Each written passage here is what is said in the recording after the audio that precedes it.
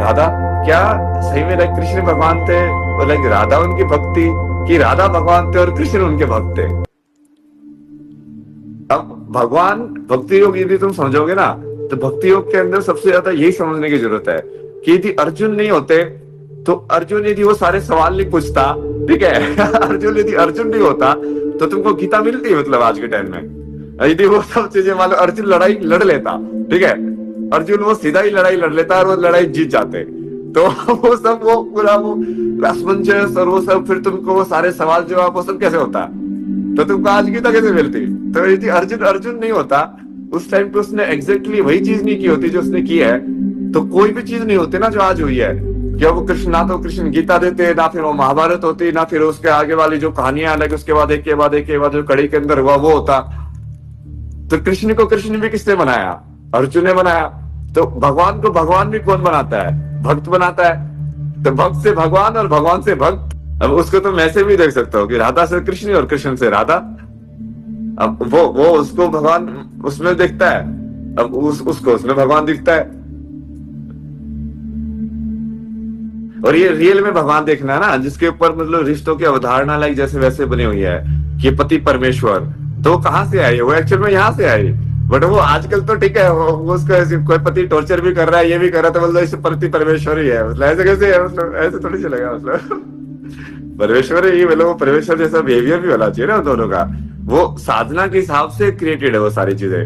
But अब तो समाज उनको जो भी परंपरा जो बनाई गई है साधना के हिसाब से, अब वो सबका लाइक यूज करते लोग। जैसे सती प्रथा, सती प्रथा को यूज किया गया, अब औरत को टॉर्चर कैसे किया जाए। अब वो तो सती माँ ने लाइक अपनी ही इच्छा के हिसाब से अपना लाइक अग्नि के अंदर अपना शरीर त्याग दिया था। अब वहां से एक परंपरा चालू हो गई कि अब, क्योंकि वहां से वो बॉन्ड जो था महादेव का और सती माँ का, वो इतना स्ट्रॉन्ग था कि वो काइंड ऑफ लाइक एक ही आत्मा थे, तो वो रह नहीं सकते थे एक दूसरे के बगैर। तो उनको वैसे भी कोई मतलब नहीं है, दोनों को पता है कि भाई आत्मा तो अमर है, तो ये शरीर तो फिर से आ जाएगा, फिर से आके मिल लेंगे, अब तो इसमें क्या दिक्कत है।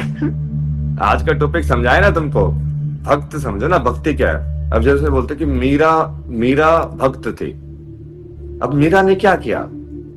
क्या मीरा को सब पहले से ही श्योर था कि कृष्ण होते हैं? तो शुरू में तो भक्ति का मतलब क्या है, उसकी भक्ति की साधना क्या थी कि पहले तो उसने विश्वास किया। भक्ति का मतलब ही विश्वास है ना। अब उसी को वैसे बिलीफ बोलते हैं, विश्वास। बट लोग वैसे बिलीफ को नेगेटिव में लेके चले गए हैं आज के टाइम में ना, कि बिलीफ जो है वो नेगेटिव है, क्योंकि वो बिलीफ जो है बेसिकली तर्क को काट देता है। बिलीफ का मतलब बिलीफ, अब तो वो तर्क करेगा, बोला कि ये ऐसा क्यों है, तो ऐसा क्यों सोचता है, बोला कि नहीं मैं तो सोचता हूँ बस। मैंने तो मान लिया है भगवान है। तो वो वैसे तो ईगो को कट करने की सबसे बढ़िया चीज है।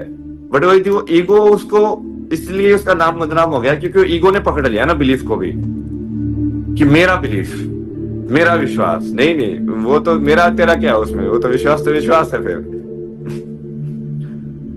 मतलब ये तुम सारी चीजें ही सोच रहे हो कि भगवान करा रहे हैं, तो फिर सारी चीजें ही भगवान करा रहे ना। उसके बाद फिर टाइम नहीं होनी चाहिए। यदि कोई पिटाई कर रहा है तुमको आगे, तो भी तुमको ये सोचना पड़ेगा महादेव आगे पिटाई कर रहे हैं। यदि कोई मिठाई खिला रहा है तो भी सोचना पड़ेगा कि महादेव आगे मिठाई खिला रहे हैं। यदि ठंड में तुमको कांपने के लिए दिया गया है तो बोला कि हाँ महादेव ने आज चाहते हैं कि ठंड में मैं कांपू। यदि कम्बल आगे दे दिया तो बोला कि महादेव ने चाहते हैं कि हाँ कम्बल ओढ़ के मैं गर्मी के अंदर बैठू। समझ रहे हो? चाहे वो ऊपर चले जाओ चाहे नीचे चले जाओ, तुमको एक ही वो करना है। यही है भक्ति योग साधना, कि जो भी जैसा भी देगा तू ही देगा, जैसे ही वो रखेगा तू ही रखेगा। अब उस तरीके से होगा क्या?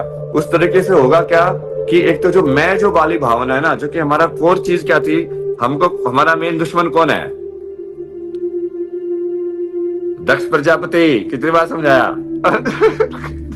मेन दुश्मन तो दक्ष प्रजापति है, main villain of the story. और दक्ष प्रजापति किसका नाम है? अहम का नाम है। क्योंकि अहम जो है वो भावना ही पैटर्न से आती है। पैटर्न मतलब मेमोरी मेकिंग एबिलिटी से आती है।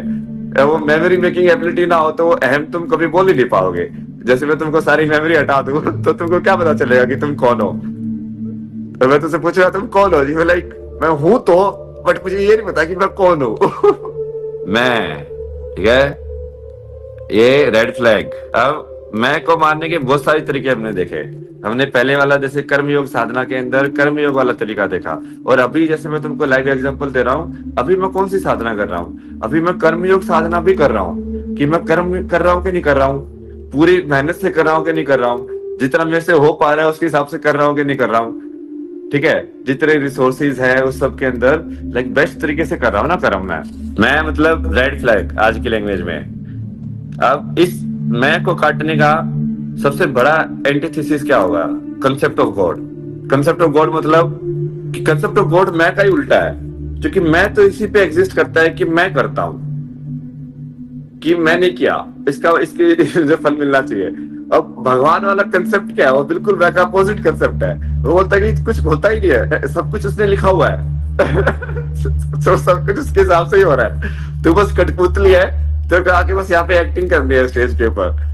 वो ऐसे दिखाते ना कि वो उस सही में भक्ति योग साधना के अंदर अब तुम बाकी सब तर्क वर्क सब भूल जाओ, ठीक है, क्योंकि भक्ति योग साधना के अंदर सबसे पहले तो यही देखना पड़ेगा कि भगवान का जो कंसेप्ट है वो क्या कंसेप्ट है। भगवान का कंसेप्ट है कि यार कोई एक ऐसी फोर्स या कोई एक ऐसी चीज